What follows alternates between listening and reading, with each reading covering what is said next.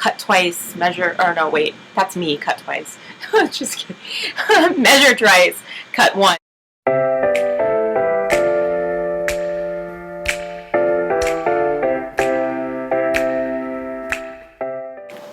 Hi everyone, it's Olivia with Sewpreneur, brought to you by We All Sew and Bernina of America. A couple months ago, I posted on the We All Sew blog about my trip to Alt Summit, which was a creative blogging conference in Salt Lake City. I had an amazing time, and I'm glad I was able to bring back some tips for you.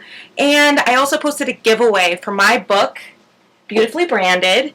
And so the winner of the giveaway received my book and also received a journal and an amazing planner by Day Designers, which is actually now in Target. So Susan was the winner. I hope you enjoyed your goodies and got those in the mail. But I also wanted to reply to some of your comments. So in order to enter the contest, you had to post a question about your business. So now I'm going to try to answer those questions. So hopefully this will be helpful for you guys. Bear with me. I've got all your questions right here. Okay, so start with the first one, Barbara B. This is from Barbara B. As a small-time sewpreneur beginner, would you suggest selling on Etsy first? Or are there other sites for a quilter to sell? Thank you in advance.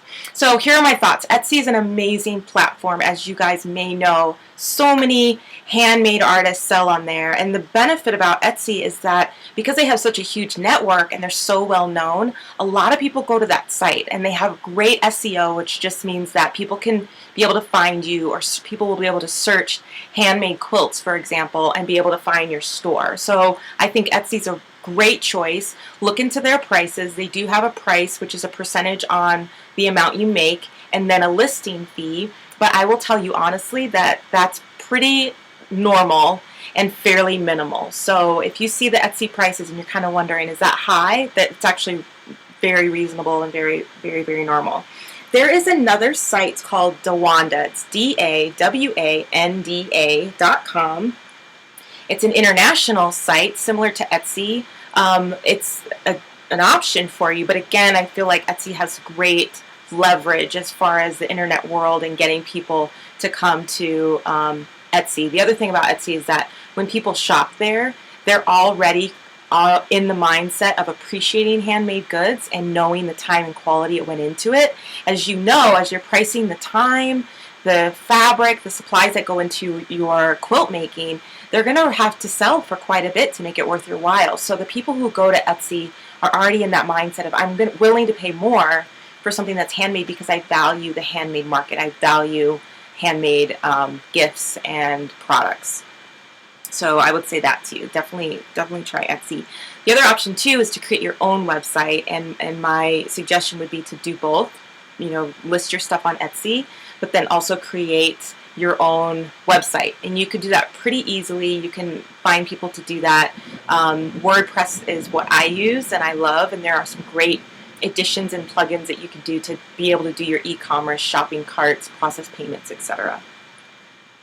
Okay, Kay Sheffy, how do you have the confidence to promote yourself, especially handmade items that by nature aren't 100% flawless? This is a wonderful question, and I think everyone out there has struggled with this or continue to struggle with this. It's really difficult to talk about yourself and to kind of toot your own horn. It can feel unnatural, and you know, you don't want to be boastful or anything like that, but as a sewpreneur, that's kind of one of those hurdles you're going to have to get over and just start to do it and just put yourself out there. A way to start is start small and start with the people you know and really flaunt your product. If you're doing handbags, for example, everywhere you go, I don't care where you're at, if it's, you know, midnight and you're at the 24-hour grocery store, have your product on you, have your handmade good on you at all times. And anytime someone gives you a compliment, don't just say thanks. I remember when I would sew skirts and different things like that, a lot of people were like, oh my gosh, that looks really good. Oh, thank you. Oh, it's nothing. We try to be so modest, but this is your business now, so you can't afford to do that. So you need to say, thank you so much. I actually own my own business. Here's my card. Check me out on Etsy, on, you know, my website, and, you know, really take pride in it. And like I said, start small, but start doing that every day. There's a concept called 555, and I hope I get this right, but it's every day try to tell 5 people about your business. This will be easy if you sell jewelry. Wear your jewelry all the time. You should never be out and about not with your jewelry on, okay? So that can start up the conversation. Reach out to 5 different people, so follow up with 5 people who may have said, oh, I'd love to buy from you, and they never did. And this is a great tip that I had to remember all the time, is that when people don't purchase and they say, oh, give me your website, I want to buy your quilt, I want to buy your baby bag, whatever it may be, and they don't do it, a lot of times it's simply because they don't remember. They simply forget.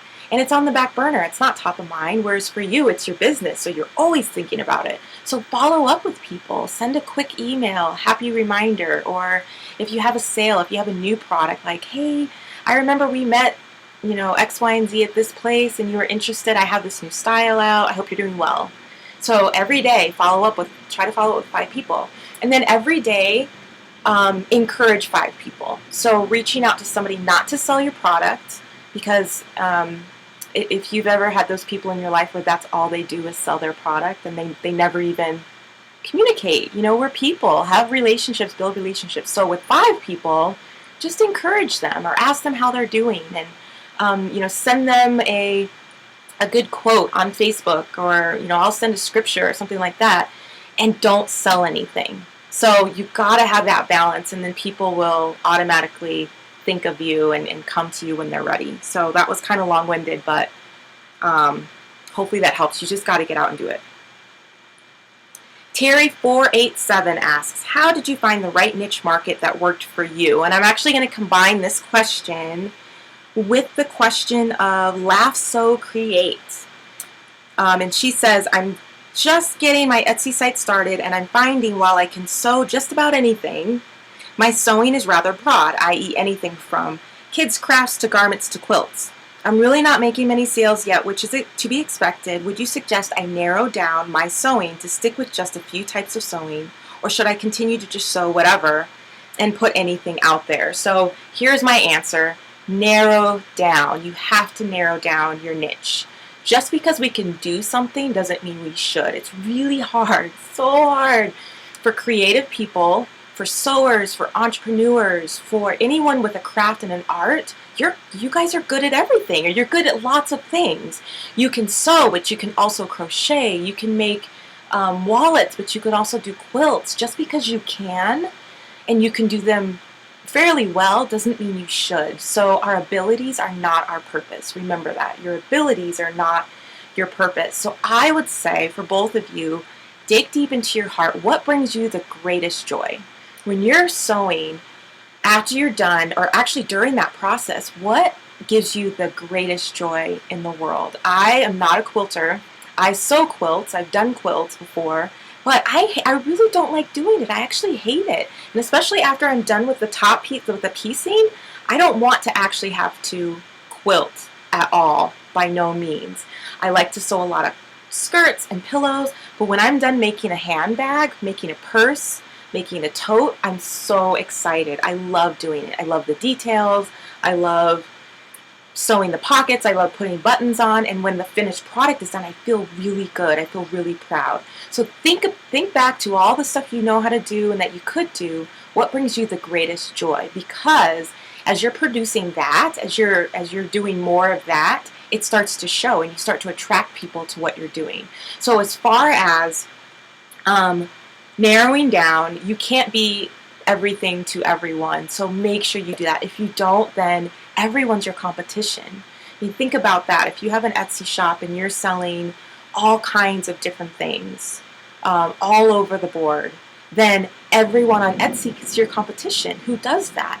You want to narrow in, and maybe this is a really, really bad example, but if someone loves cats, you love cats, love them, and you've created this awesome, maybe it's a quilt pattern for a cat pillow. And so you've pieced it together and you use different fabrics. And now you've got this amazing cat pillow. What if that's all you did? Now for you, because you're the creative type, it might feel weird. It may be weird to just do one thing or just to sell one thing, and you might get bored. And that's why we have hobbies. We have other stuff we do. You know, granted, you're not going to sell cat pillows for all your families and friends. Again, this is just an example. But if you become the person with this unique product, there are so many cat lovers out there that would buy multiple from you, and they would come back and buy over and over again. And then there's people who have cat lovers in their life that say they need to have this pillow. And so you've eliminated your competition, because not everyone out there does that. And so you've narrowed down. Now you can take 100% of the market, 80%, whatever that may be, versus taking 5% of the market of all these other people that do the same thing you do. So really try to narrow down, follow your heart, and come up with what gives you the most joy. Hopefully that will help. Okay, Susan 26. Are there sites for general sewing to advertise on? So my question would be to you is, what are you sewing, or what are you selling? What's the product? And then who buys that product, or who's your target audience? Because in my mind, if you are, and again, Susan, I don't know what you're selling, so I wish I had a little bit more information, but if you are sewing kids rompers, if you're doing onesies and baby t-shirts and things like that, then you don't want to advertise on a sewing site. You want to advertise on a mom and baby site, a mom and baby blog, or you know, I think blogs would be a really great place. But you kind of have to do with this reverse thinking. If you were them, where do you hang out online? Where do you go just to hang out? There's a website called Cool Mom Pics. It's a blog, and they've been around for a long time, and they review mom and baby products. So they review books, and they give mom tips on how to manage their time and manage their day. So if moms are hanging out there, then that's a site you might want to advertise on, for example. The only time I would advertise on a sewing site specifically is if your expertise and the product you're selling is like sewing classes, teaching people how to sew, then you might want to do that. But if it's a product, think about who's the buyer, where do they hang out? And think about this too, that a lot of times, even if your product is for men, women are the one who actually purchases them. So a lot of times people are like, well, I'm selling, you know, men's wallets. I'm doing really cool men's wallets. I'm upcycling ties, let's say. And then they want to advertise on a site for men. But men usually aren't buying themselves wallets, especially a really unique handmade gift like that. It's the women that are doing it. So where are women hanging out? So think about that, kind of reverse your thinking there. Sue Wanda, any advice on how to promote yourself as a guest blogger? I see these often and wonder how they get invited. And the Sewing Gypsy has a very similar question. Ooh, I almost dropped my laptop, or my iPod. Thanks. The Sewing Gypsy says, looking for good ideas to promote myself as a guest blogger. Just getting started blogging, but have many years of experience in the sewing industry to draw on. And passionate about sharing a lifetime of hints, tips, and know-how. Okay, so how do you get invited as a guest blogger? One, you need to have a blog. So if you don't have one, start your blog. I teach a 6-week class on how to do it, and it takes you step by step on how to create a blog, how to determine your voice, what's your niche, all of those things. So whatever you do, you need to have one. And then you need to be posting. And I always tell people, don't stress yourself out about posting daily or even 3 times a week. Be consistent. So if you've said, I'm going to post every Monday, or I'm going to post 2 times a week, be consistent in it, and post when you have something to say. Important, silly, entertaining, whatever that may be. Because when you want to be a guest blogger, they're going to go back and look at your blog. They're going to look at your writing style to see, does it match with them? Does it match with their target? They're going to see, you know, your content. Are you posting about sewing tips? Are you posting about lifestyle tips? And does that content match up with theirs? And does it, again, relate to their target audience?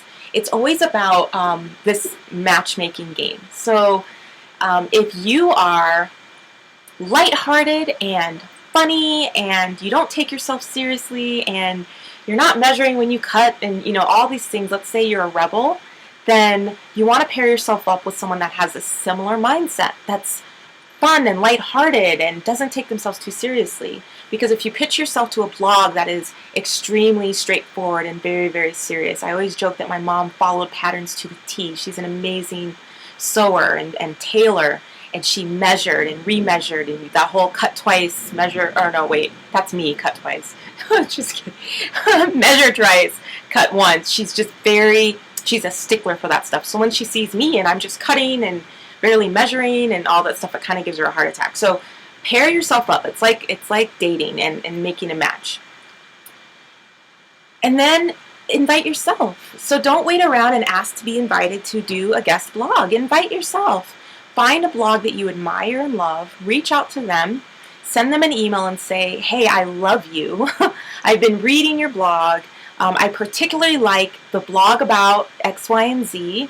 I really feel like I have a lot of information and tips and tricks to share with your target audience. I'd love to be a guest blogger for you. Start the conversation that way. Give them some flattery. Let them know that you've been following them.